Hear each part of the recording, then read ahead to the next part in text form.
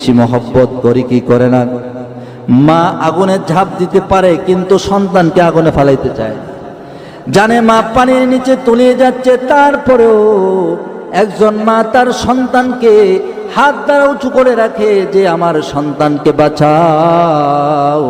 আমরা দেখেছি আগুন লেগে গেছে কিন্তু মা সন্তানটাকে হাত দিয়ে বের করে দিয়েছে, নাও আমার সন্তানটাকে বাঁচাও। মানুষ বললেন, ও মা তুমি তো মারা যাবে বললেন যে আমি মারা গেলে সমস্যা নাই, আমার সন্তানকে তোমরা বাঁচিয়ে রাখো। এইভাবেই সন্তানকে মহব্বত করে তারপরেও আল্লাহর রাসূল সাল্লাল্লাহু আলাইহি ওয়াসাল্লামকে প্রতিটি মা প্রতিটি উম্মত নবীকে প্রাণের চাইতে বেশি মহব্বত করেছে। এজন্য রাসূলকে নিজের প্রাণের চাইতে বেশি মহব্বত করা লাগবে। এখন কথা হলো, নবী তো আমার মধ্যে নেই না, আছে? এই মজলিসে কি নবী আছে নাকি? না, যদি এরকম আকীদা আমাদের থাকে যে নবী হাজির ও নাজির, এটা আরেকটা ভুল আকীদা। এই বিষয়ে কথা বলতে চাই না।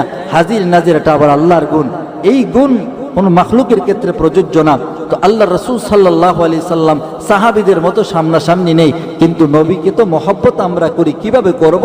আল্লাহ রাসূল বলেন যে মানুষটা মান আহাব্বা সুন্নতি ফাকাদ আহাব্বানি ওয়া মান নাহাব্বানি কানা মাই ফিল জান্নাহ, যেই মানুষটা আমার তরিকা আমার সুন্নতকে মহব্বত করবে সেই মানুষটা আমাকে মহব্বত করবে, আর যেই মানুষটা আমাকে মহব্বত করবে ওই মানুষটা আমার সাথে জান্নাতে থাকবে। জোরে কোন সুবহানাল্লাহ।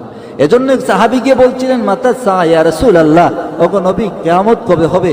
আল্লাহর রাসূল বলেন, কিয়ামত কবে হবে তো হবেই, তুমি কিয়ামতের জন্য এত পাগল কেন? সাহাবী বলেন, ইয়া রাসূলুল্লাহ ইয়া হাবিবাল্লাহ, কিয়ামত সংঘটিত হয়ে গেলে যে আমল টামল করছি সে আমল নিয়ে আল্লাহর সামনে হাজির হতে হইতো না।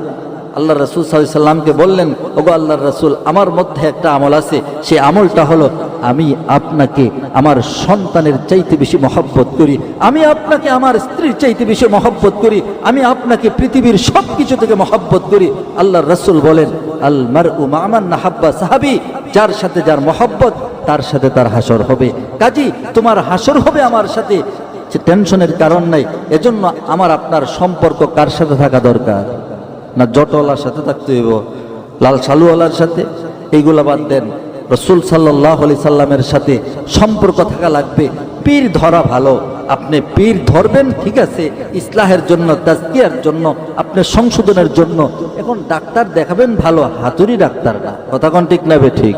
আপনি এরকম সমস্যার রোগী, যেই রোগী আপনি আতাই বিতঙ্গলের বাজারের হাতুড়ি ডাক্তারকে দেখাইলেন, উনি অপারেশন শুরু করে দিল আপনাকে বাঁচানো সম্ভব নাকি? সম্ভব না। আপনি হবিগঞ্জ আধুনিক হসপিটালে যেতে হবে,